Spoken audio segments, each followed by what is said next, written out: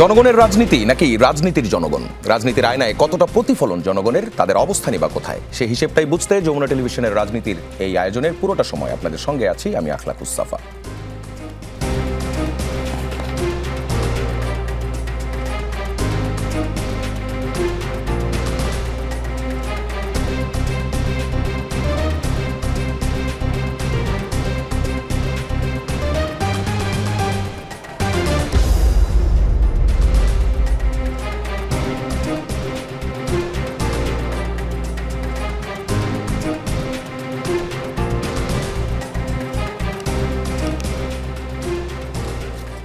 তিন মাস কোনো সরকারের জন্য খুব বেশি সময় নয়, কিন্তু এই অল্প সময়েই যদি প্রশ্ন ওঠে সরকার কি জনবিচ্ছিন্ন, নিরাপত্তা ও অর্থনীতিতে কি ব্যর্থতার ছাপ? বিরোধী দল বলছে সরকার প্রতিশ্রুতি ভেঙে একদলীয় প্রবণতার দিকে যাচ্ছে। আইন শৃঙ্খলার অবনতি, দ্রব্যমূল্য, রাজনৈতিক সহিংসতা সব কিছু মিলিয়ে এই 3 মাসে ব্যর্থ সরকার। অন্যদিকে সরকারের দাবি এটি পরিকল্পিত অপপ্রচার, সংস্কার ও জবাবদিহিতার কাজ শুরু হয়েছে, সময় না দিয়েই বিচার করা হচ্ছে। এর মাঝেই প্রধানমন্ত্রী তারেক রহমানের একটি বক্তব্য। তিনি বলেছেন, জনগণের ভাগ্য উন্নয়ন রুখতে একটি গোষ্ঠী পতিত স্বৈরাচারদের সঙ্গে যোগাযোগ করছে। কাদের দিকে এই ইঙ্গিত? এসব নিয়েই আজ আমাদের আলোচনা। আমাদের সঙ্গে আছেন ব্যারিস্টার সৈয়দ ইজাজ কবির, মানবাধিকার বিষয়ক সম্পাদক, বাংলাদেশ জাতীয়তাবাদী আইনজীবী ফোরাম। আমাদের সঙ্গে আছেন জাতীয় নাগরিক পার্টি এনসিপির যুগ্ম আহ্বায়ক সরওয়ার তুষার। আমাদের সঙ্গে কিছুক্ষণের মধ্যেই যোগ দিচ্ছেন সাংবাদিক আকবর হোসেন। আপনাদের দুজনকেই স্বাগত আমাদের আজকের রাজনীতির আয়োজনে। সরওয়ার তুষারকে দিয়ে শুরু করতে চাই। একদমই রিসেন্ট যে ঘটনাটা, যেটা নিয়ে আসলে আলোচনাটা চলছে, ঝিনাইদহে এনসিপির মুখ্য সংগঠক নাসিরউদ্দিন পাটোয়ারির উপর হামলা, পরবর্তীতে মামলা করতে যাওয়া কিন্তু মামলা নিতে পুলিশের গড়িমসি, যদিও পরবর্তীতে মামলা নেওয়া হয়েছে। এরপর আবার পাল্টাপাল্টি ছাত্রদল মামলা করেছে এবং সেই মামলা একভাবে গিয়েছে, কিন্তু এনসিপির যে মামলাটা, সেই মামলাটা গিয়েছে অন্যদিকে। আজ আবার গতকাল সেখানকার যুবশক্তির যে নেতা অয়ন, তাকে তুলে নিয়ে গিয়েছে ডিবি, এমনটাই বলা হচ্ছে। এবং আজ এর প্রতিবাদে সংবাদ সম্মেলন করছিলেন কেন্দ্রীয় নেতা তারেক রেজা, তাকে গ্রেফতার করা হয়েছে। এখন আসলে আইন অথবা বিচার কোন দিকে যাচ্ছে? আপনাকে ধন্যবাদ। প্রশ্নটা খুবই প্রাসঙ্গিক। 3 মাসের সরকার আপনি শুরু করেছিলেন। 3 মাস যথেষ্ট সময় না, আবার যথেষ্ট সময়। 3 মাসও পার হয়ে গেছে। 100 দিনের একটা সরকারের প্রবণতা, লক্ষণ, সিমটম এবং ঘটনাগুলোকে কোন দিকে সরকার নিয়ে যাচ্ছে, এগুলো সব বোঝার জন্য কিন্তু 3 মাস যথেষ্ট সময়। অন্তত আপনি আলামতগুলো শনাক্ত করতে পারেন। আপনি নিরাপত্তার কথা বলেছেন, অর্থনীতির কথা বলেছেন, স্বাস্থ্য, শিক্ষা, প্রত্যেকটা সেক্টরে ধরে ধরে দেখানো যাবে যে কোনো একটা সেক্টরে সরকার পারফরমেন্স এবং পারফরমেটিভ হওয়ার ভান করার বাদে রিয়েল গভর্নেন্স নিশ্চিত করতে পেরেছে এরকম কোনো সেক্টর কিন্তু নাই। এবং আপনি যে প্রসঙ্গটা তুললেন, সারা দেশেই দেখেন বিএনপির নির্বাচনী প্রতিশ্রুতির মধ্যে একটা কথা আছে যে আমরা সর্বস্তরে আইনের শাসন প্রতিষ্ঠা করব। এটা তাদের দলীয় ইশতেহারেও আছে, এটা তাদের নির্বাচনী প্রতিশ্রুতির মধ্যেও আছে। সর্বস্তরে আইনের শাসনের মানে কি? আইন সবার জন্য সমানভাবে প্রযোজ্য হবে।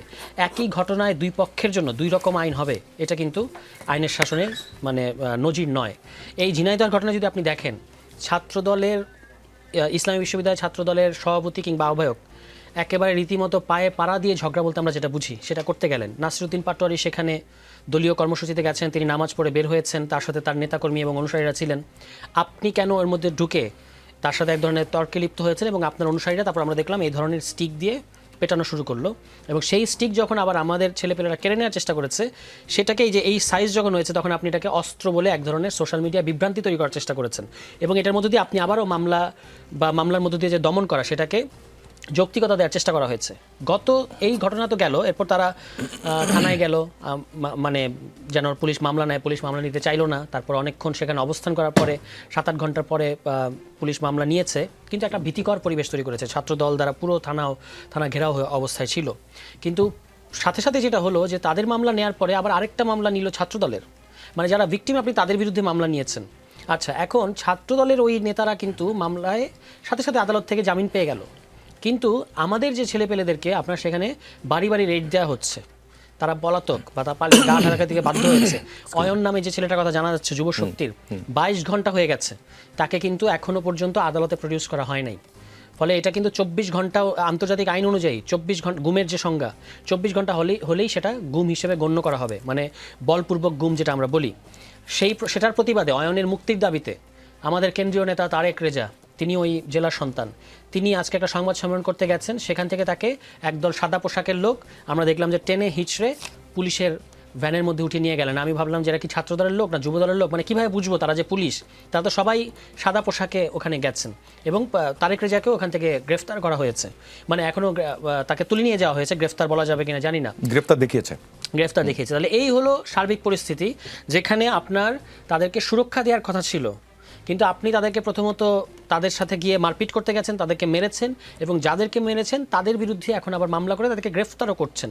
এবং অন্যান্য ছেলেপেলেরা আমাদেরকে জানিয়েছে এই মামলায় যাদের নাম দেওয়া হয়েছে আমাদের জেলার সংগঠকরা, তাদের কিন্তু বাড়ি বাড়ি গিয়ে রেড দেওয়া হচ্ছে। তাহলে এটা কিসের নজির?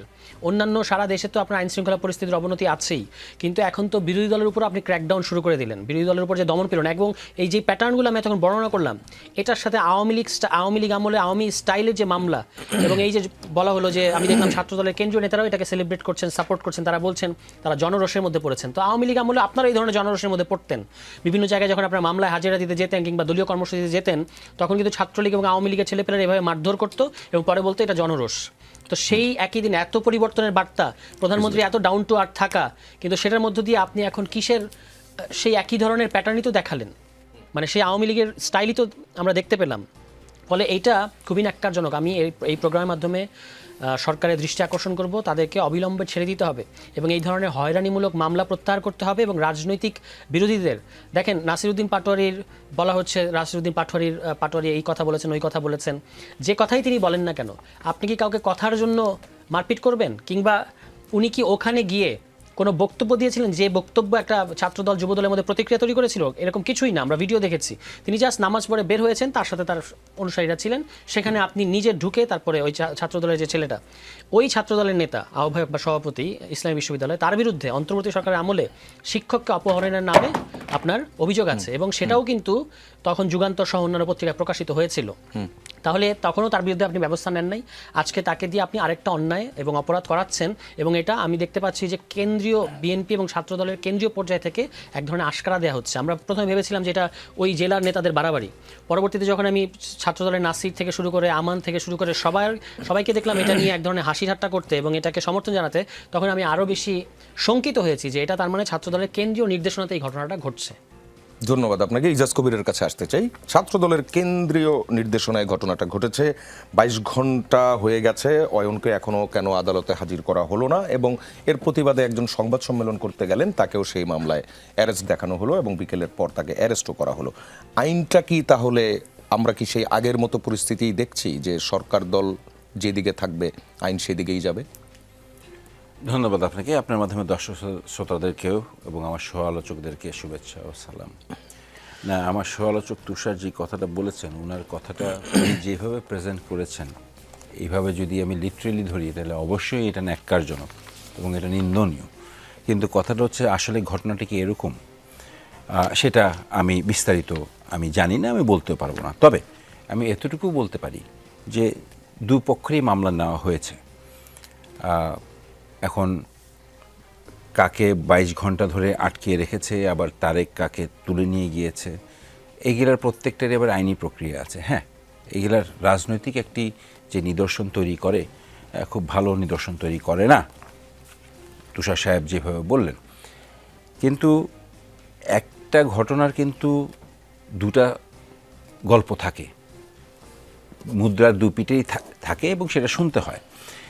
এখন পুলিশ সেটা তদন্ত করবে, তদন্ত করে দেখবে। এখন দাবি যেটা তুলেছে যে ছাত্রদলের যারা আসামি ছিলেন তাদের জামিন হয়ে গেছে এবং তুষার সাহেবের দলের যারা ছিলেন তাদের বাড়ি বাড়ি রেড দিচ্ছে, ধরে নিয়ে যাচ্ছে, তুলে নিয়ে যাচ্ছে। বাট আদৌ কি ওনারা কোর্টে আত্মসমর্পণ করে জামিন চেতে গিয়েছিলেন? এটা হচ্ছে নাম্বার 1 প্রশ্ন। দ্বিতীয়ত প্রশ্ন হচ্ছে যে তুষার সাহেব যেভাবে বললেন যে ছাত্রদলের কেন্দ্রীয় নেতাদের উল্লাস দেখে মনে হচ্ছে যে এটা উপর থেকেই হচ্ছে বা কেন্দ্রীয় একটা আদেশ আছে। আমার কাছে সেরকম মনে হয় না। আর উল্লাসটা যদি হয়ে থাকে সেটা কোনো ব্যক্তিগত মনোভাব থেকে হতে পারে, বাট রাজনৈতিকভাবে আমার কাছে মনে হয় না যে কেন্দ্রীয়ভাবে এই ধরনের কোনো আদেশ থাকতে পারে বা আদেশ দিতে পারে। কারণ এই সরকার আইনের শাসন আপনার প্রতিষ্ঠা করতে দৃঢ় প্রতিজ্ঞ। কিন্তু সাথে কয়েকটা জিনিস মনে রাখতে হবে।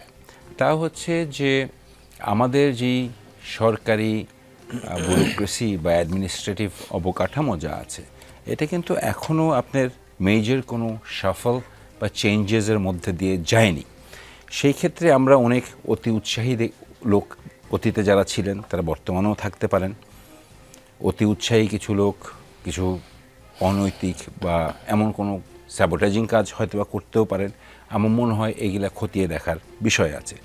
আর হ্যাঁ, আপনি যেটা বললেন যে এই সরকারের বয়স খুব একটা বেশি না, কথা সত্য, কিন্তু এই সরকারকে তো কিছু দায় নিতেই হবে। কিন্তু একই সাথে মর্নিং শোজ দ্য ডে, একই সাথে সরকারকে দায় যেরকম নিতে হবে, একই সাথে এটাও বুঝতে হবে যে এই সরকারের যে এই অল্প সময়ের মধ্যে এই 17 বছরের যেই আমাদের সামাজিক যেই বুনন, আমাদের রাজনৈতিক যেই পরিস্থিতি, আমাদের অ্যাডমিনিস্ট্রেটিভ যেই স্ট্রাকচার, এইগুলা যেভাবে ধ্বংস করা হয়েছে, এইগুলা 17 দিনেই ঠিক হয়ে যাবে না। তবে হ্যাঁ, আমি যেটা মনে করি, আপনি যেটা বললেন morning shows the day, true, but আমি মনে করি morning is showing the day perfectly.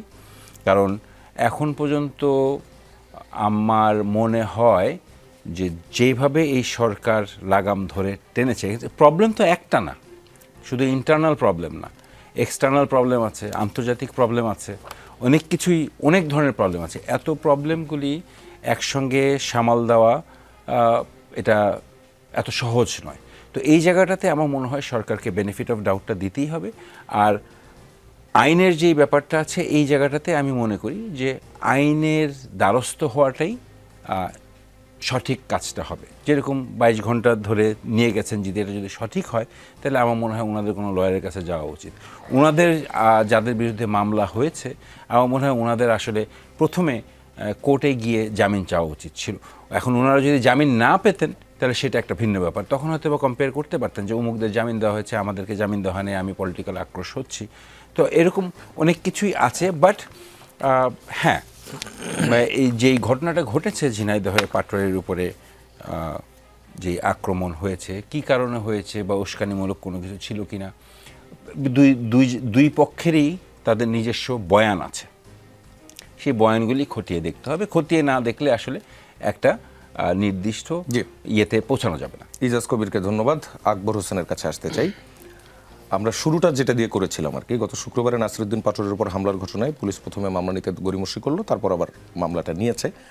এ ঘটনায় ছাত্রদল আবার একটি পাল্টাপাল্টি মামলা করে এবং এরপর পুলিশ খুব আবার অ্যাক্টিভ ভূমিকায় চলে যায়। প্রধানমন্ত্রী বলেছিলেন পুলিশকে রাজনৈতিকভাবে ব্যবহার করা হবে না। এখানে পুলিশের আচরণ, প্রধানমন্ত্রীর নির্দেশনা আর বিরোধী দলের সাথে পুলিশের আচরণ বিশ্লেষণ করে আপনি কি বলবেন, কতটা বদলেছে আমাদের রাজনৈতিক এবং প্রশাসনিক সংস্কৃতি? না, একেবারেই বদলেনি, মানে একেবারেই বদলেনি। কারণ হচ্ছে যে দেখুন, ঝিনাইদহে যে ঘটনাটা ঘটেছে, আমি যতটুকু মিডিয়াতে দেখলাম, এটাই যদি ঘটনা হয়ে থাকে, এখানে আমি নাসিরউদ্দিন পাটোয়ারির কোনো দোষ দেখছি না, একদমই কোনো দোষ দেখছি না। নাসিরউদ্দিন পাটোয়ারি কাউকে যদি ব্যক্তিগতভাবে আক্রমণ করে কথা বলেন, এটা যে ব্যক্তিকে আক্রমণ করে কথা বলছেন উনি সেটাতে মানহানিতে পড়ছেন কি না এটা উনি বিবেচনা করবেন। উনি তার বিরুদ্ধে মানহানির মামলাও করতে পারেন। আর কিন্তু আপনি তাকে বেয়াদব আখ্যা দিয়ে বা এই ধরনের কথা বলে এই যে মব করবেন একটা জায়গায়, থানা ঘেরাও করে রাখবেন, এটা কি বিএনপির ইমেজের জন্য ভালো হলো? তাহলে তো এখন পেছনের কথা টানতে হয় যে ইন্টারিম গভর্নমেন্টের সময় এই যে এত মব, এত কালচার, এত কিছু হয়েছে, এই ঘটনাগুলোর পেছনে কারা ছিল? আমি তো একটা ঘটনা উল্লেখ করে বলে দিতে পারবো যে এই ঘটনাগুলোর পেছনে কারা ছিল।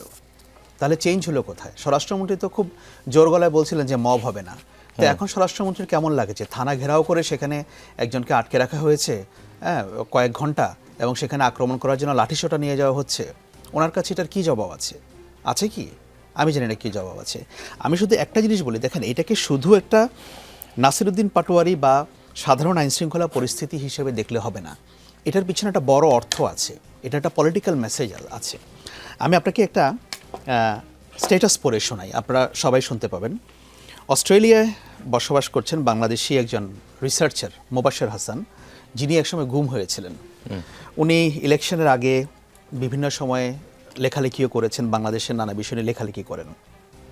উনি লিখেছেন যে বিএনপির কিছু মানুষজন ইউনূস এবং এনসিপি এবং জামায়াতকে গালি দিতে দিতে আওয়ামী লীগকে এমনভাবে নর্মালাইজ করে ফেলছে, দেখে মনে হচ্ছে গত 15 বছর বিএনপির উপর দমনপীড়ন সব ইউনূস, এনসিপি আর জামায়াত ইসলামী করেছে। এবং তিনি আরও লিখেছেন যে শত শত গুম, জেলে সব কিছু করেছে আওয়ামী লীগের লোকজন, কিন্তু বিএনপির লোকজনের কোথাও সেগুলো তারা বলে না। অনেকে তো জুলাই নিয়ে ঠাট্টা মশকরাও করে, আমরা দেখেছি বিএনপির লোকজন এটা করে। এখন বিএনপি তো তাদেরকে ওন করে, এমন তো বলে না যে বিএনপি না আমরা তাদেরকে ওন করি না। আবার আমরা বিএনপির মধ্যে এটাও দেখেছি যে একটা অংশ আছে, বড় অংশ, যারা এই গণ অভ্যুত্থানকে তারা ব্যাপকভাবে ওন করে। তারা মনে করে এটা না হলে আমাদের অনেক কিছুই হতো না। সো বিএনপির মধ্যে এই দুটো ধারা খুব স্ট্রং। এখন কোন ধারাটা এখানে আপার হ্যান্ড পাচ্ছে এটা বিএনপিকে ডিসাইড করতে হবে, এটা বিএনপিকে দেখতে হবে। সুতরাং আপনি বলছেন যে এই আইনশৃঙ্খলা পরিস্থিতির, কালকে সিলেটে, কালকে বা পরশু একজন র্যাব সদস্য ছুরিকাঘাতে মারা গেছে। তা আপনি দেখেন, আপনি যদি স্ট্যাটিস্টিক্স দেখি আইনশৃঙ্খলা পরিস্থিতির, আপনি কি কোনোভাবে বলতে পারবেন যে আইনশৃঙ্খলা পরিস্থিতি স্বাভাবিক আছে? আমি তো যা কিছু দেখছি, আমি এখন if I look back 25 years ago, আমার কাছে মনে হচ্ছে 2001 সাল পরবর্তী যে পরিস্থিতি ছিল সেই সম্ভাবনা উঁকি দিচ্ছে। সত্যি কথা বলতে এই 3 মাস তো হলো এই সরকারের, আমি এই 3 মাসে একমাত্র প্রধানমন্ত্রী তারেক রহমানের ডাউন টু আর্থ অ্যাটিটিউড ছাড়া আমি বিএনপির আর কোনো অর্জন দেখি না। ওনার সাদাসিধে চলাফেরা এবং ওনার ডাউন টু আর্থ অ্যাটিটিউড ছাড়া আমি আর কোনো কিছুর আমি দেখি না। এবং ওনার সেগুলো বিএনপির নেতাকর্মীদের মধ্যে ট্রাভেল করছে কিনা, সেই পর্যন্ত পৌঁছাচ্ছে কিনা, সেটারও তো কোনো লক্ষণ আমি দেখতে পাচ্ছি না। কেন নাসিরউদ্দিন পাটোয়ারির উপর হামলা হলে ছাত্রদলের কেন্দ্রীয় নেতৃত্ব কেউ সবাই না, কেউ তারা উল্লাস করবে? কারণটা কি? কোনো কারণ আছে? কারণ আপনি তার সঙ্গে তর্কে পারছেন না। সে আপনাকে চাঁদাবাজ বলছে, আপনি তো তাকে চাঁদাবাজ বলতে পারছেন না। আপনি তাকে কি বলছেন? এটা বেয়াদব। এখন কোন কথার কি বেয়াদবি সেটার অর্থ তো বের করতে হবে। আপনি আমার সঙ্গে যদি সমান সমান পলিটিক্স করেন, আমি আপনাকে ক্রিটিসাইজ করব না। হ্যাঁ, শব্দগতভাবে সেখানে কোনটা বেয়াদবি সেটা নির্ণয় করার ব্যাপার আছে। আমাদের সমাজে সিনিয়র জুনিয়র বলে অনেক কিছু ব্যাপার থাকে। কিন্তু আমি দেখতে পাচ্ছি যে সোজা কথায় তর্কে না পেরে একটা অন্যভাবে ব্র্যান্ডিং করার চেষ্টা করা হচ্ছে। এবং সবচেয়ে ইন্টারেস্টিং ব্যাপার হচ্ছে যে আওয়ামী লীগ এবং বিএনপির চিন্তার রেখাটা একটা জায়গায় গিয়ে মিলে যাচ্ছে। নাসিরউদ্দিন পাটোয়ারিকে যখন মেরেছে, আওয়ামী লীগের লোকজন যেমন খুশি হয়েছে, বিএনপির অনেকেও খুশি হয়েছে। এখন বিএনপি ব্যাখ্যা দিক যে এই কারণে নাসিরউদ্দিন আর পাটোয়ারির উপর হামলা হয়েছে, এই কারণে থানা ঘেরাও হয়েছিল, আমরা ব্যবস্থা নিতে পারি নাই, এতক্ষণ পর্যন্ত সে আটকে ছিল। তো সেরকম তো আমি কিছু দেখছি না। সেই জন্য আমি বলছি যে আশাবাদী হওয়ার মতো কিছু বললাম, যে প্রাইম মিনিস্টারের অ্যাটিটিউড হয়তো আশাবাদী হওয়ার মতো, কিন্তু ওনার দলীয় নেতাকর্মীরা যেভাবে আচরণ করছেন এটাতে আমি খুব বেশি আশাবাদী হতে পারছি না। জি, ধন্যবাদ আপনাকে। আবারও ইজাজ কবিরের কাছে ফিরতে চাই। প্রধানমন্ত্রী বলেছেন জনগণের ভাগ্যের উন্নয়ন রুখতে একটি গোষ্ঠী তলে তলে পতিত স্বৈরাচারের সাথে খাতির এবং যোগাযোগ শুরু করেছে। এসব ষড়যন্ত্রকারীদের বিরুদ্ধে জনগণকে সজাগ এবং প্রতিহত করার আহ্বান জানিয়েছেন তিনি। পতিত স্বৈরাচারের সাথে কারা খাতির এবং যোগাযোগ করছে, এই যোগাযোগের লক্ষ্যকেই বিরোধীরা কিন্তু বলে আওয়ামী লীগকে বরং বিএনপি পুনর্বাসন করছে। এবং আমাদের এই ফ্লোর থেকেও এই আলোচনাটা এসছে যে আওয়ামী লীগকে নরমালাইজ করার জন্য বিএনপি চেষ্টা করছে। আকবর হোসেন একটি স্ট্যাটাসও পড়ে শোনালেন। জি, কি বলবেন? না, দেখেন, আমি অনেক আগে টক শোতে এবং প্রায়ই টক শোতে আমি বলে থাকি যে আওয়ামী লীগ যে কোনোভাবে বাংলাদেশের রাজনীতিতে রেলিভেন্ট হওয়ার চেষ্টা করছে। তারা না ইলেকশনের চিন্তা করছে, না ক্ষমতায় আসার চিন্তা করছে। ওদের চিন্তা ভাবনা হচ্ছে আমার মতে একমাত্র বাংলাদেশে ফিরে এসে রাজনীতিতে রেলিভেন্ট হওয়া, এবং সেটা একদিন দুদিনের জন্য না, সেটা সুদূর প্রসারী একটা প্ল্যানিংয়ের মাধ্যমে। এটা আমি ব্যক্তিগতভাবে মনে করি যে সেইভাবে ওনারা আওয়ামী লীগ আসার চেষ্টা করছে। সেই জায়গাটা থেকে যদি শুধু সরকার না, বিএনপি না, জামাত এবং বিরোধী দলে যারা আছেন, এনসিপি, যদি রাজনৈতিক কোনো ভুল হয়ে থাকে বা ভুল করে থাকেন, সেটা হোক বিএনপি, হোক জামাত, হোক এনসিপি, সেখানে কিন্তু আওয়ামী লীগের রেলিভেন্সি বেড়ে যাবে। এখন এই রেলিভেন্সিটা যেন না বাড়ে, সেই জায়গাতে আমাদেরকে সবার সোচ্চার থাকতে হবে। এবং এটা ঠিক, কিছু হাতের 5 আঙ্গুল তো আর সমান না। কিছু স্বার্থগোষ্ঠীর লোক হয়তো বা চেষ্টা করবেন, বা না বুঝেও করবেন, বা বুঝেও করবেন, সেটা থাকতে পারে। সেই জায়গার থেকেও আমাদেরকে সাবধান থাকতে হবে। আমার মনে হয় প্রধানমন্ত্রী সেই জায়গাটাই বোঝার চেষ্টা করেছেন, এবং প্রধানমন্ত্রীর স্টেটমেন্টের মাধ্যমে আমি এতটুকু বুঝতে পারি যে প্রধানমন্ত্রী এইসব ব্যাপারে অবগত আছেন, উনি নজরে রাখছেন। না হলে ওনার পক্ষে এই ধরনের কথাটা বলা সম্ভব ছিল না। কিন্তু একটি মানুষ, প্রধানমন্ত্রী, আমাদের নেতা জনাব তারেক রহমান, উনি ওনার আপ্রাণ চেষ্টা করে যাচ্ছেন, ওনার আশেপাশে যাদেরকে মন্ত্রিত্ব দিয়েছেন, ওনার আশেপাশে যারা এমপিরা আছেন, ওনাদের মধ্যে যদি উনি কোনো গলদ দেখেন, নিশ্চয়ই উনি সেটার প্রকৃত যেই সাজা বলেন বা রাজনৈতিক রিয়াকশন বলেন সেটা উনি দেখাবেন।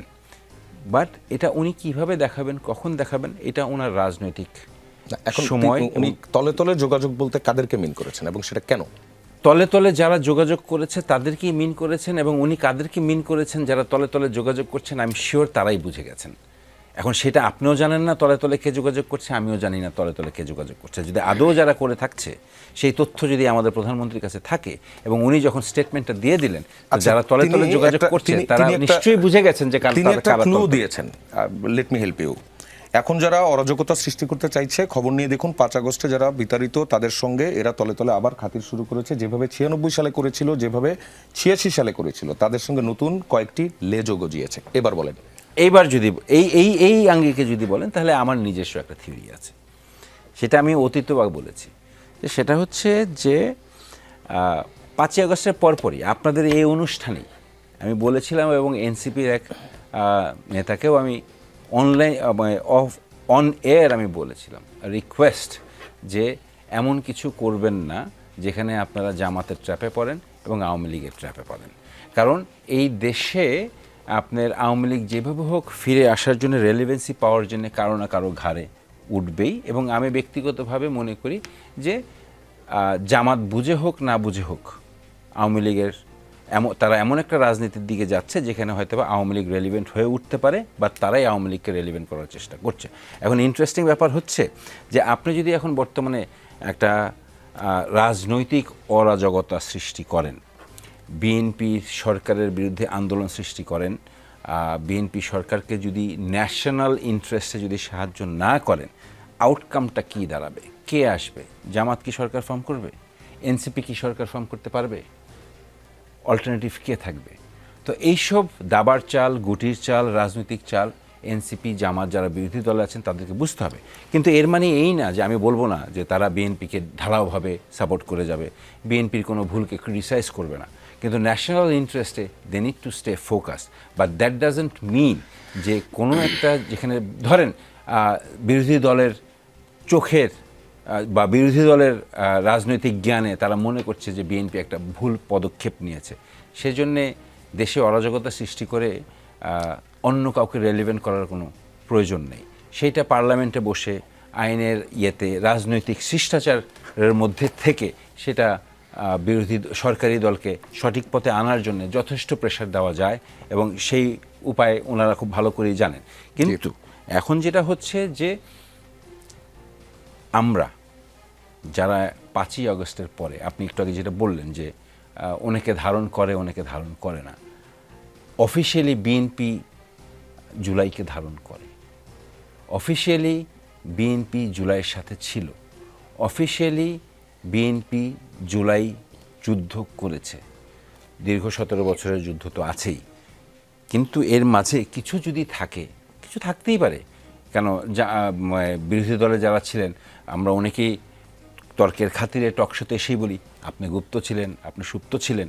এখন এই যে আওয়ামী লীগের সবাই তো আর পালিয়ে যায় নাই, 300 পার্লামেন্টেরিয়ান পালিয়ে গেছে, বাইতুল মুকাররমের ইমাম পালিয়ে গেছে, কিন্তু তাদের যেই কর্মীরা আছে তারা তো কোথাও না কোথাও শেল্টার নিয়েছে। তারা কোথায় শেল্টার নিয়েছে সেই জায়গাটা দেখতে হবে। হয়তোবা বিএনপিতেও আছে, হয়তোবা এনসিপিতেও আছে, হয়তোবা জামাতেও আছে। আরেকটু ন্যারো করে দেই, যেমন এই ফ্লোরে যে আলোচনাটা এসছে, তুষারও বলছিল, আকবর হোসেনও এই জিনিসটা বলছিলেন, এনসিপির একজন মার খাচ্ছে, বিএনপির লোকজন হাসছে, আওয়ামী লীগের লোকজন হাসছে, তাহলে কিভাবে আপনি বলবেন যে এই জায়গাটা তো এক, ইন্টারেস্টটা কমন হয়ে যাচ্ছে কিনা?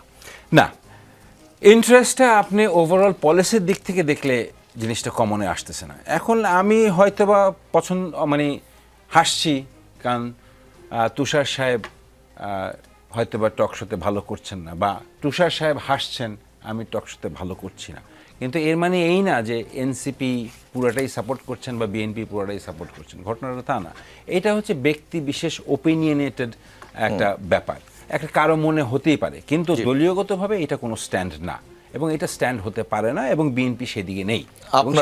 আপনার উত্তরটা পেয়েছি। আমি আবারও আকবর হোসেনের কাছে ফিরতে চাই। একই জায়গা থেকে যদি আবারও আমি বলি 5 আগস্টে যারা বিতাড়িত তাদের সঙ্গে এরা তলে তলে আবার খাতির শুরু করেছে, যেভাবে 96 সালে করেছিল, যেভাবে 86 সালে করেছিল। তাদের সঙ্গে নতুন কয়েকটি লেজ গজিয়েছে। আমি যদি আপনার কাছ থেকে হিস্ট্রিটা জানতে চাই, 86-96তে কি হয়েছিল, এখানে এরা কারা এবং লেজে কারা আছে? এটা পরিষ্কার, মানে ওনার এই যে একটা কথা আছে না যে রিডিং বিটুইন দ্য লাইন্স, আপনি যদি সেখানে পড়েন, ওনারটা অবশ্য রিডিং বিটুইন দ্য লাইন্সের প্রয়োজন নেই, এটা ভেরি স্ট্রেট ফরওয়ার্ড। উনি যেভাবে সাল উল্লেখ করছেন, উনি এই যে একটি দল কথা বলা হচ্ছে তাকে সেখানে জামায়াতে ইসলামীকে উল্লেখ করছেন। আর আমি যদি ভুল না করে থাকি যে লেজ গজিয়েছে, সরি হ্যাঁ, জামায়াতের পাশাপাশি এনসিপিকে উনি মিন করেছেন, তো লেজটা হচ্ছে এনসিপি। তো এখন যদি শুধু লেজের অংশটা ধরি, হয়তো উনি ভুল না, হ্যাঁ, জামায়াতের লেজ হয়তো এনসিপি ঠিকই আছে এখনও অবধি।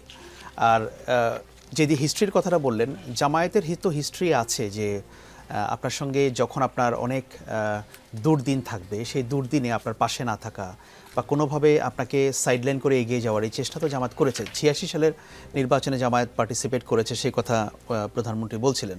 আর 96-এ তো সেই ওই নির্বাচনে বিএনপি অংশগ্রহণ করে না, কমিটমেন্টটা ছিল কেউই অংশগ্রহণ করবে না। তো সেই জন্য শেখ হাসিনাকে সেজন্য জাতীয় বেগম বেঈমান খালেদা জিয়াকে আপোষহীন বলা হয়, ওই ঘটনা। এবং শেখ হাসিনাকে সেজন্য জাতীয় বেঈমান বলা হতো একটা সময়, যে উনি কমিট করার পরেও গিয়ে শেষ মুহূর্তে গিয়ে নির্বাচনে পার্টিসিপেট করেছিলেন। জামায়াতও সেখানে ছিল। আর যেটা হচ্ছে 96-এ যে কেয়ারটেকার গভর্নমেন্টের আন্দোলন, সেটা তো আওয়ামী লীগ জামায়াতের সঙ্গে মিলেই করেছে, এটা হিস্ট্রি। এবং আওয়ামী লীগের নেতাদের সঙ্গে জামায়াত ইসলামের নেতারা একসঙ্গে বসে বৈঠক করে কর্মসূচি ঠিক করেছেন, এটাও হিস্ট্রি। আর এরপরে আসেন আপনি 2007 সাল, যখন 1/11 হলো। আপনি যদি হিস্ট্রির দিকে তাকান, বাংলাদেশে 1/11-এর সময় সবচেয়ে বেনিফিশিয়ারি ছিল জামায়াতে ইসলামী।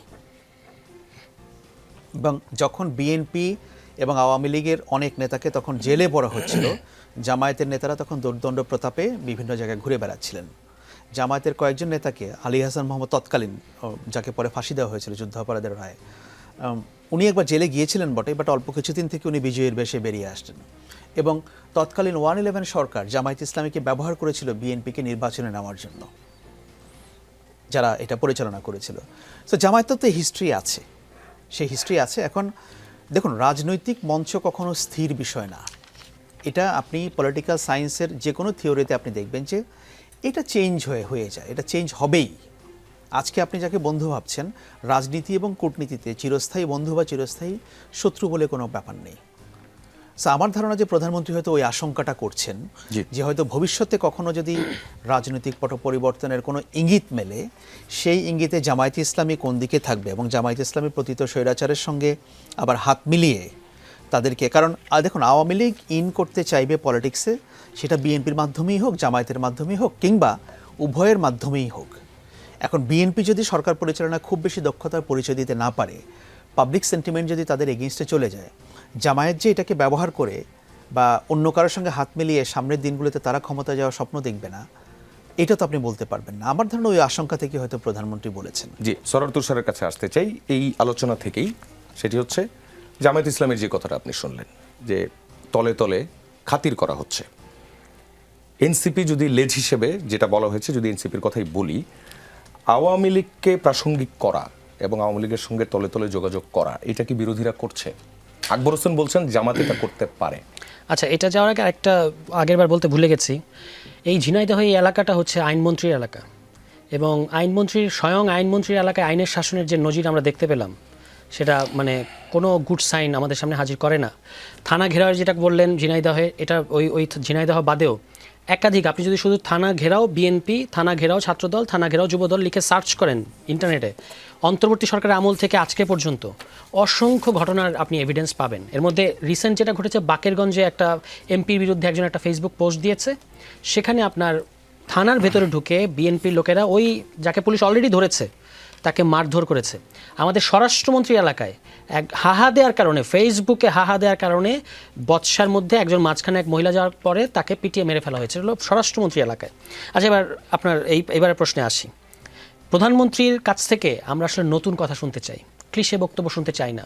আপনি যদি যে কথাটা উনি বলেছেন তার যে বক্তব্যের যে একটা স্ট্রাকচার, সেই পুরনোরা সেই আপনার ষড়যন্ত্রের গন্ধ পাচ্ছি, তলে তলে এটা হচ্ছে, প্রতিহত করা হবে, এই যে ল্যাঙ্গুয়েজ, এগুলো বাংলাদেশে অত্যন্ত চর্বিত, চর্বণ এবং ক্লিশে হয়ে গেছে। প্রধানমন্ত্রীর কাছ থেকে উনি যেমন তার বডি ল্যাঙ্গুয়েজে একটা নতুন কিছু দেখাতে চাচ্ছেন, বক্তব্যেও নতুন কিছু দেখাতে হবে। যে কথাগুলো উনি বলেছেন এটা হলো clear sign of political opportunism. কারণ আপনি 86 আপনি তো চেরি পিকিং করতে পারবেন না। আপনি 86 আর 96 উদাহরণ টানবেন, তখন 91 উদাহরণ আসবে, তখন 2001 থেকে 6 উদাহরণ আসবে, তখন 2001 থেকে 2024 সাল পর্যন্ত আপনাদের যে দহরম মহরম জামায়াত ইসলামের সাথে যে রসায়ন, সেটার কথা আসবে। গোলাম আজমকে কে বাংলাদেশের নাগরিকত্ব দিয়েছে? কারা, কোন সরকার দিয়েছিল? যাদের বিরুদ্ধে যুদ্ধাপরাধের অভিযোগ ছিল তাদের গাড়িতে বাংলাদেশের পতাকা উঠিয়ে দিয়েছে কারা? এই কথাগুলো না বলে আপনি আজকে হঠাৎ করে এমন একটা ভাব ধরবেন এবং এমনভাবে কথা বলবেন, আপনি ওই আওয়ামী লীগ যেভাবে জামাত ইস্যুটাকে চাটনির মতো করে ব্যবহার করতো, আপনি সেইভাবে করার চেষ্টা করছেন। এটার কোনো পলিটিক্যাল কারেন্সি ফুরিয়ে গেছে। এইভাবে আর জামায়াতকে আপনি ডিল করতে পারবেন না। এইভাবে জামায়াতের প্রসঙ্গটাকে বাংলাদেশের রাজনীতিতে ডেমোক্রেসি বলেন, সংস্কার বলেন, পলিটিক্যাল রূপান্তর বলেন, সব কিছু যখন আপনি করতে ব্যর্থ হচ্ছেন, তখন আপনি জামাত জুজু হাজির করবেন। এমনকি রামিসার বাবার সাথে সংহতি জানাতে আপনি যখন যাবেন, বাইরের যখন জনগণ আপনাকে ভুয়া ভুয়া ধ্বনি দিচ্ছে 3 মাসের সরকারকে, তখন আপনি এর মধ্যে জামাত খুঁজতে থাকবেন। এটা হচ্ছে নিজের ছায়ার সাথে ফাইট করার মতো হয়ে যায়।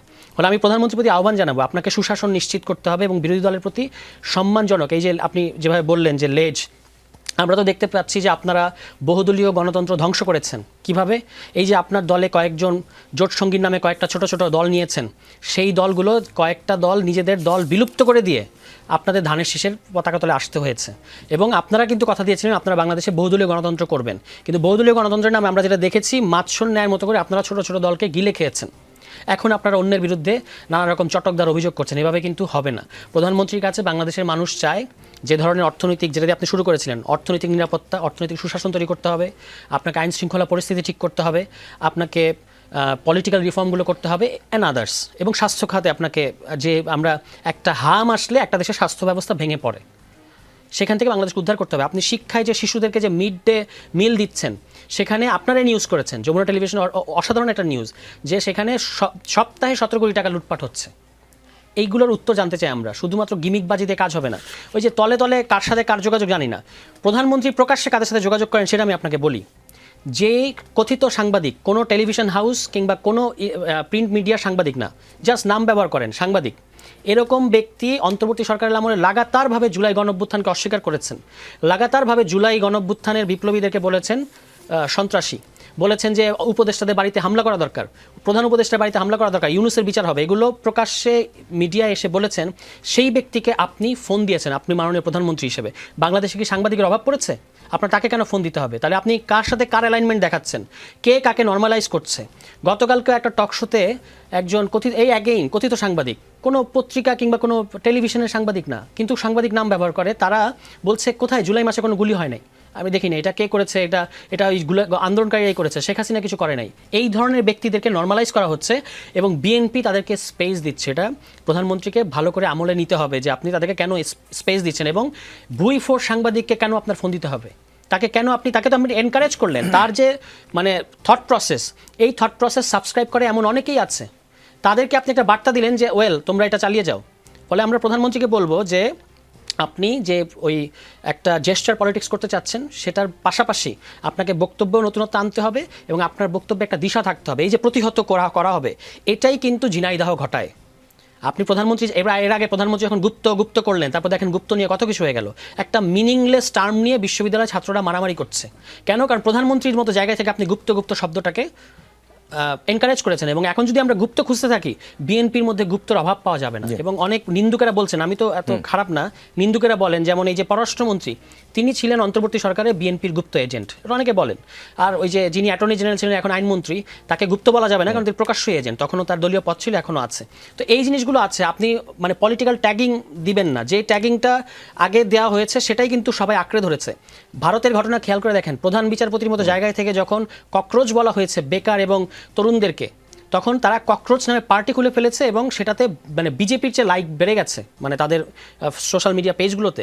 তাহলে এই ট্রেন্ডগুলো এই তরুণদের এই প্রবণতাগুলো প্রধানমন্ত্রীকে বুঝতে হবে, পালসটা বুঝতে হবে যে আপনি যেটা দিয়ে তাদেরকে ঘায়ল করতে চাইবেন তারা ওই শব্দটাকে আলিঙ্গন করবে। ফলে আমরা এই জেনারেশনের পলিটিশিয়ান হিসেবে এবং আমরা তার ভালো চাই, আমরা সমালোচনা করি এই কারণে কারণ আমরা তাকে সফল দেখতে চাই, তার কাছ থেকে আমরা নতুন বক্তব্য শুনতে চাই। শুধুমাত্র আচার আচরণ বা ডাউন টু আর্থ তিনি যেমন থাকতে চাচ্ছেন তার কথাবার্তাতেও কিন্তু একটা নতুনত্ব আসতে হবে, আদারওয়াইজ এটা আমাদের কাছে মনে হবে তিনি এক ধরনের ভান করছেন, সেরকম যেন মনে না হয়। জি, সরোর তুষারকে ধন্যবাদ। আমারই করা একটি রিপোর্ট আজ সারাদিন অন এয়ার হয়েছে, যেখান থেকে আমরা আসলে যেটা পেয়েছি সেটা হচ্ছে আমি 5টা জেলায় ঘুরলাম এবং সেখানকার পশুর হাটগুলোতে আমরা কাজ করলাম। যেখানে দেখা গেল যে সরকার নির্ধারিত হাসিল ঠিক করে দেয়া আছে, কিন্তু সেখানে ইজারাদাররা যারা তারা তার চাইতে বেশি নিচ্ছেন এবং তারা স্লিপে লিখছেন আবার সরকারি রেটটাই। এবং সেখানে কয়েকজন ইজারাদার আমাকে এমনও বলেছেন যে কোনো সমস্যা নেই, আমার ধরা খাওয়ার চান্স নেই, কারণ আমার স্লিপে কেউ ধরতে পারবে না। কিন্তু জিনিসটা হচ্ছে পুরো ওপেন সবার সামনে। আবার খুঁটি যেটা আছে, অর্থাৎ যেখানে কোরবানি পশু বাঁধে, সেই খুঁটিও তাদেরকে কিনে নিতে হচ্ছে, এটাও নিয়ম বহির্ভূত। এছাড়া হাটে ঢুকা বের হওয়া বিভিন্ন নামে টাকা পয়সা নেওয়া হচ্ছে। এবং এটা থেকে আমরা যে হিসেবটা করলাম সেটা হচ্ছে 5 জেলায় আমরা দেখতে পাচ্ছি যে একদিন অর্থাৎ হাটবারে প্রায় 108 কোটি টাকার মতো কোনো রিসিট ছাড়া এই টাকাটা চলে যাচ্ছে। কাদের কাছে যাচ্ছে প্রশ্নের জায়গাটা হচ্ছে সেখানে আমরা দেখলাম যে ইজারাদারদের বেশিরভাগই সরকার দল সমর্থক এবং সরকার দলেরই পদধারীরাও আছেন এবং ইউনোরা যে ব্যবস্থা নেবেন তারা সেই জায়গায় আসলে ব্যবস্থাটা নিচ্ছেন না। আপনার কাছে প্রশ্নের জায়গাটা হচ্ছে যে এই এখন হাট থেকেও কি এই চাঁদাবাজিটা করতে হয় না, এটা নাকি এটা সংস্কৃতি, এটা এমনই চলবে না, সবসময়? এটা খুবই দুঃখজনক। যদি আপনি যেটা বলছেন এটা আপনি নিশ্চয়ই জেনে শুনেই বলছেন, আপনি রিপোর্টও করেছেন। না, আমরা উইথ এভিডেন্স কাজ করে এসেছি।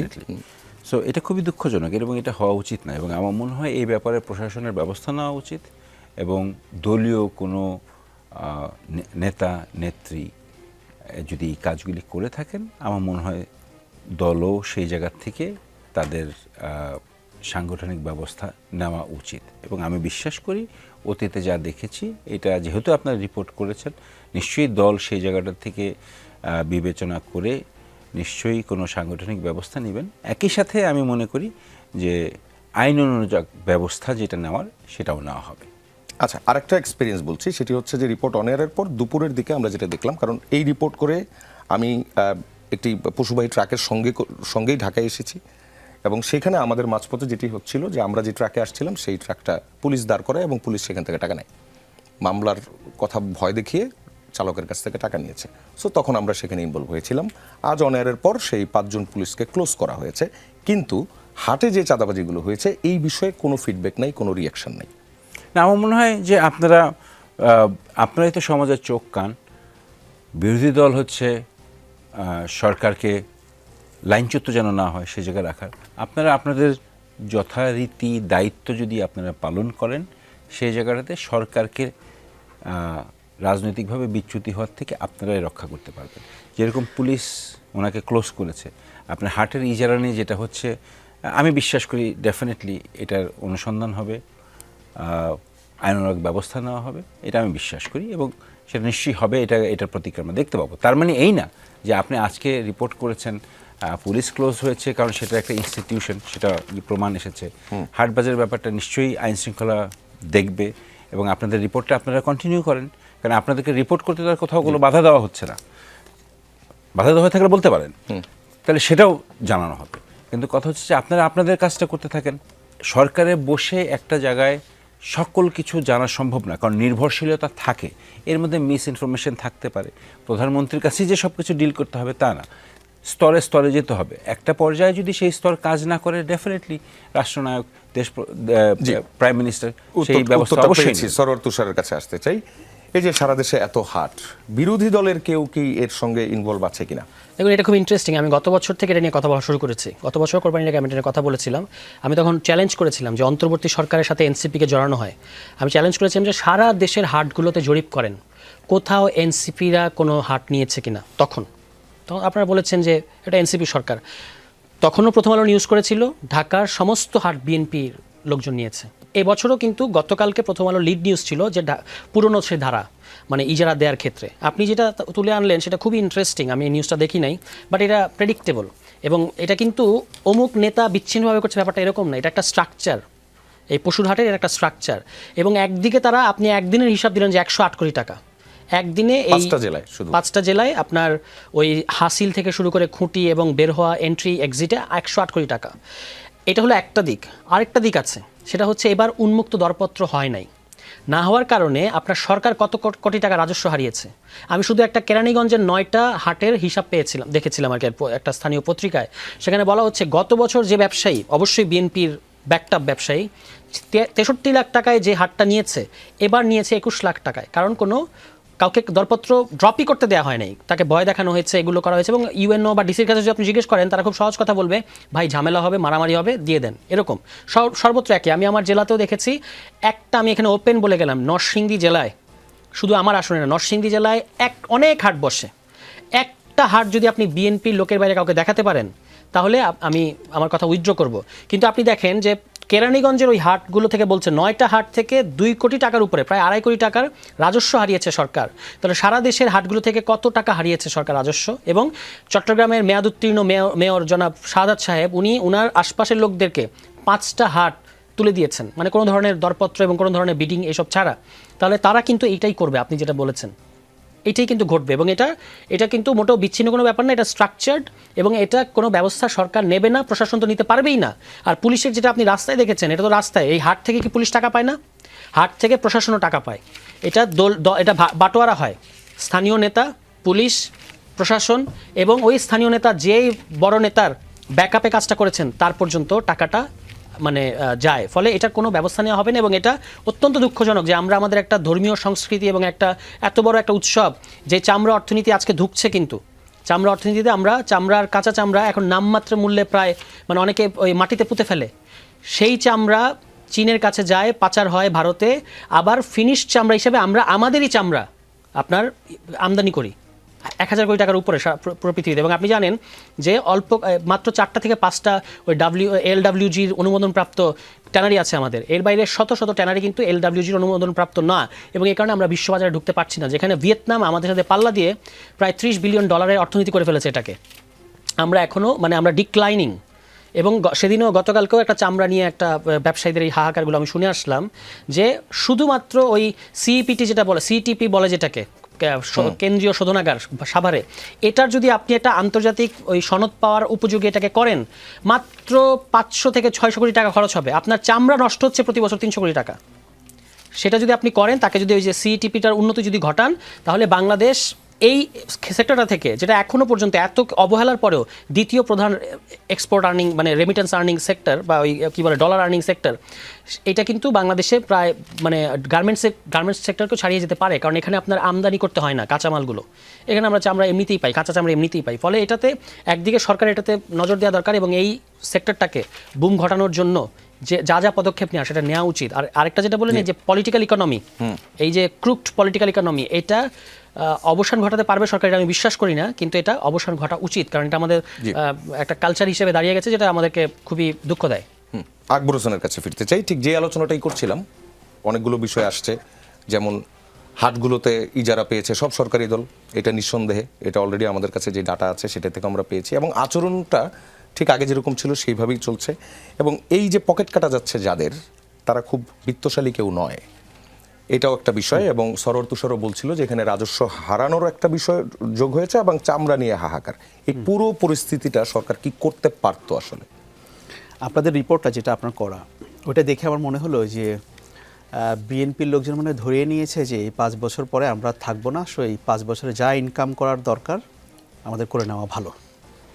এবং বাংলাদেশে এই যে ইনফর্মাল চাঁদাবাজির যে একটা মহোৎসব, এটা একটা বড় যোগান হচ্ছে কোরবানির হাটগুলো, এবং এগুলো নিয়ে প্রচুর খুনাখুনিও হয়, অনেক কিছু হয়, অতীতেও হয়েছে। সো পরিস্থিতির কোনো চেঞ্জ হয়নি।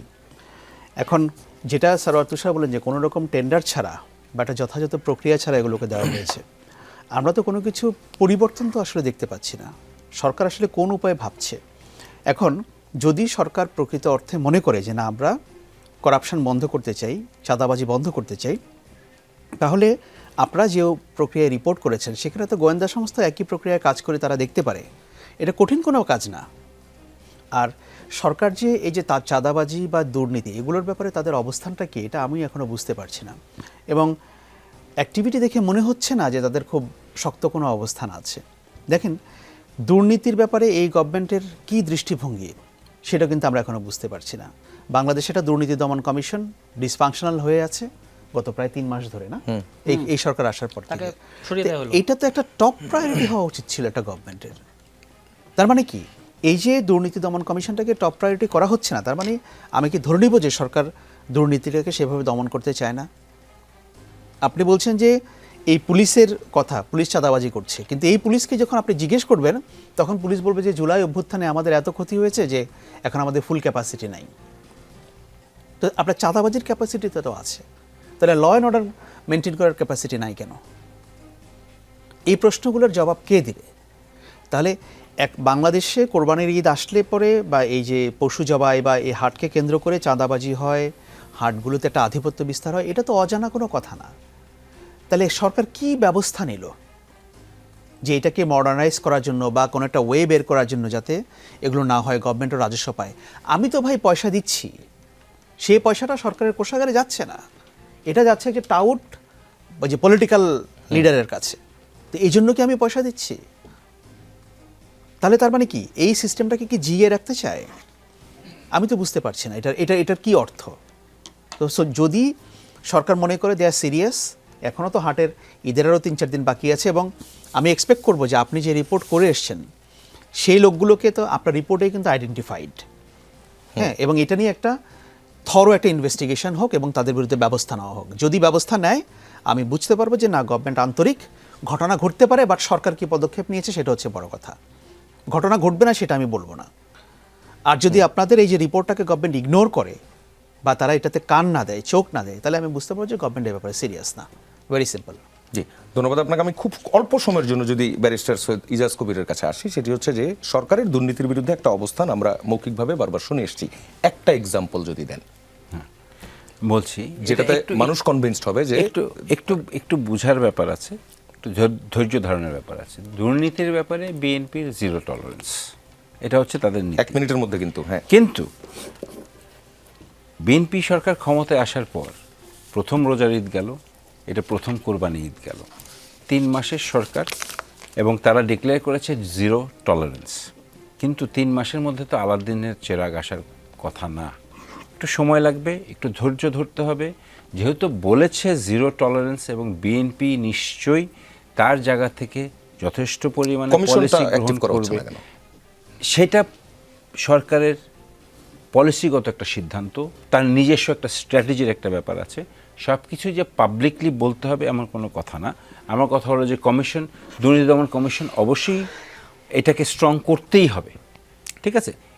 Any statutory institution of the country এটাকে স্ট্রং করতেই হবে, না হলে গণতন্ত্র পুনরুদ্ধার হবে না, না হলে ফ্যাসিজম আবার ফিরে আসবে, এবং এই জায়গাগুলো করতে হবে, এবং বিএনপি সে জায়গাগুলি করবে।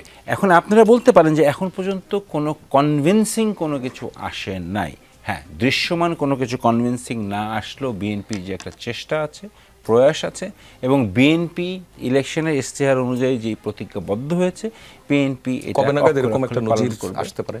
দেখেন, বিএনপি এখন 5 বছরের জন্যে সরকারে আছে, এবং বিএনপি একটা, উনি আমাদের নেতা তারেক রহমান দেশে এসে বলেছেন যে he has a plan, then he will execute it. এখন এটা একদিনে আপনি কিছু 17 বছরের ঝঞ্ঝাট আপনি একদিনে শেষ করতে পারবেন না, বাট এটা আস্তে আস্তে এটা সরিয়ে আনতে হবে, এটা শেষ করতে হবে। আপনি একবারে মৌমাছির চাকে ঢিল দিয়ে আপনি টিকতে পারবেন না, আপনাকে আস্তে আস্তে স্ট্র্যাটেজিক ওয়েতে প্ল্যানিং করে আপনাকে এই জিনিসটা সরাতে হবে, এবং সেই জায়গাটায় আমার মনে হয় আমাদেরকে একটু সময় দিয়ে আমাদেরকে দেখতে হবে। আর বিরোধী দল 3 much is not good enough. 3 মাস গন, আর কত সময় দিতে হবে? আর কত সময়? গভর্নমেন্টের একটা 180 ডেজের একটা টাইমলাইন আছে। সেই 180 ডেজের পরে কি হয়, সেটা কেন 180 ডেজের কথা বলেছে, সেটা 180 ডেজ পার হলে আমরা বুঝবো, আমরা জানবো। কিন্তু গভর্নমেন্টের যে টেনিওর আছে, এই টেনিওরের মধ্যে আপনি পরবর্তী যে ইলেকশনের আগে তখন বাছবিচার করবেন যে বিএনপি আসলে কতটুকু পেরেছে, পারে না। আর যদি না পারে তাহলে বিএনপি ক্ষমতায় আসবে না, আপনারা ভোট দিবেন না। ব্যারিস্টার সৈয়দ ইজাজ কবির, সরওয়ার তুষার এবং আকবর হোসেন, আপনাদের তিনজনকে ধন্যবাদ আজকের রাজনীতির আয়োজনে আমাদের সঙ্গে আসার জন্য। দর্শক, রাজনীতিতে শেষ বলে কিছু নেই, আমাদের এই আয়োজন আজ এ পর্যন্তই। আমরা ফিরব ঈদের পর। ভালো থাকবেন, সুস্থ থাকবেন, যমুনা টেলিভিশনের সঙ্গেই থাকবেন।